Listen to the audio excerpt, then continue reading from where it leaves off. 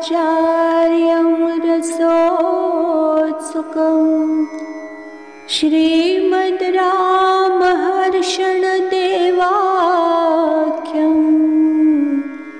सद्गुरुं प्रणमाम्यहम्। वन्दो गुरुपदकञ्ज कृपा सिन्धु नररूपहरि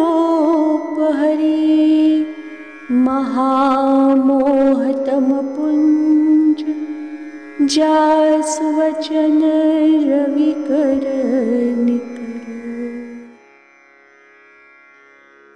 कल के भाग में हमने श्रवण किया था कि शरणागत चेतन सर्वत्र समदृष्टि वाले होते हैं। शरणागत की दिनचर्या श्रुति शास्त्र संत और सदाचार्य से अनुमोदित होती है। आइए आज की चर्चा में प्रवेश करते हैं। सूत्र संख्या 188। शिष्यात्म रक्षणस्य सदाचार्यः सदा चिन्तयेत्। शिष्यात्म रक्षणस्य सदाचार्यः सदा चिन्तयेत्। सूत्रार्थ: शिष्य की आत्मा के रक्षण का चिंतन सदाचार्य सदा करता रहे। शिष्य की आत्मा के रक्षण का चिंतन सदाचार्य सदा करता रहे। व्याख्या: शिष्य को परमार्थ की पगडंडी का पूर्ण ज्ञान है नहीं, क्योंकि उसने उस मार्ग का संशोधन किया ही नहीं।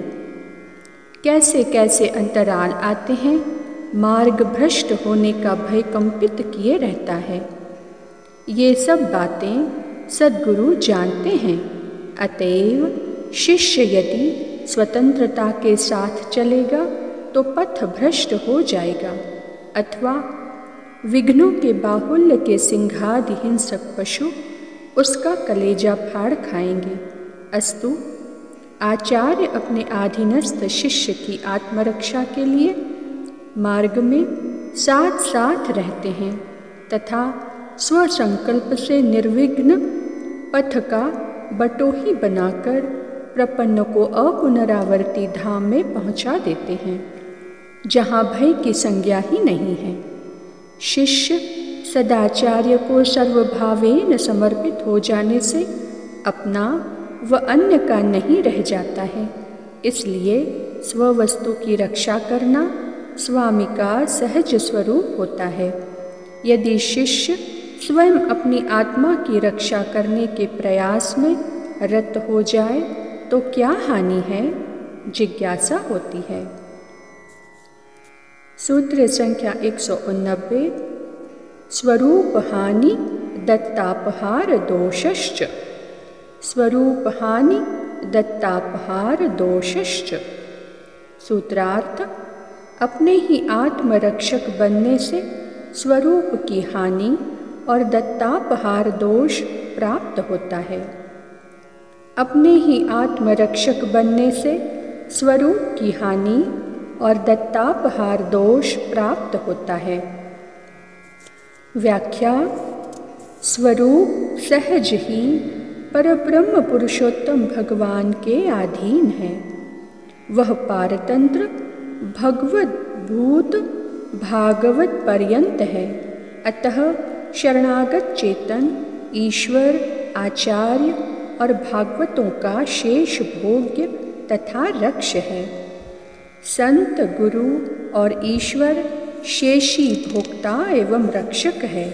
अस्तु, आचार्य को रक्षक न मानकर स्वयं आत्मरक्षक बनने से उपर्युक्त स्वरूप की हानि हो जाएगी और स्वरूप विरुद्ध स्वातंत्राचरण आत्मा को बार बार नरक की गहरी खाई में गिरने को बाध्य कर देगा। जब शिष्य आचार्य चरणों में आत्मनिक्षेप कर देता है, तब आत्मा और आत्म संबंधी देहादि वस्तुएं सदाचार्य की हो जाती है और वही उसके रक्षक और भोक्ता उसी प्रकार हो जाते हैं जैसे किसी के द्वारा दान दी हुई गाय का रक्षक और भोक्ता ग्रहीता हो जाता है। यदि दाता पुनः उस गाय रक्षा का भार ग्रहीता पर न रखकर स्वयं उसका रक्षक और भोक्ता हो जाए, तो जैसे उसे दत्तापहार दोष का भागी बनना पड़ता है, राजा नृग की भांति, उसी प्रकार आचार्य पर आत्मरक्षा का भार न रखकर शिष्य स्वयं रक्षक बन जाए तो वही दत्तापहार दोष उपस्थित हो जाएगा। इसलिए शरणागत चेतन अपनी आत्मरक्षा का चिंतन न करके आचार्य पर निर्भर रहे और गुरु मुख विकासक कैंकर्य परायण बना रहे।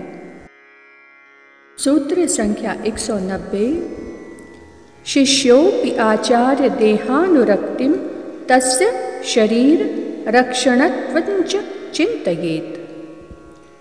शिष्योपि आचार्य देहानुरक्तिम तस्य शरीर रक्षणत्वञ्च चिन्तयेत्।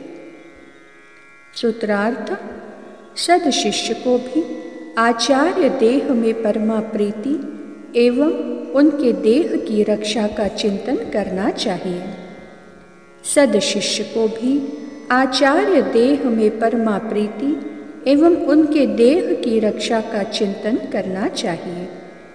व्याख्या: अकारण कृपा करने वाले महोपकारक आचार्य के विषय में सद शिष्य की अनुरक्ति होना उसके स्वरूपानुकूल है, क्योंकि मोह निद्रा से जगाकर अपने कृपा कटाक्षपात से स्वरूपज्ञ ही नहीं अपितु तदाकार बना दिया है उन्होंने, तथा शिष्य के सर्वस्व एवं सर्वविधि बंधु होने से प्रीति करने के सर्वभावेन पात्र है सदाचार्य। आचार्याभिमानी शिष्य के हित और प्रिय करने वाले सद्गुरुदेव में शिष्य की परमा प्रीति न हुई तो वह महाकृतघ्न हो जाएगा, जिसकी शुद्धि करने में नरक को भी नाक सिकोड़नी पड़ेगी। इसलिए स्वरूपानुकूल आचार्य शरीर में परमा प्रीति होना आवश्यक है।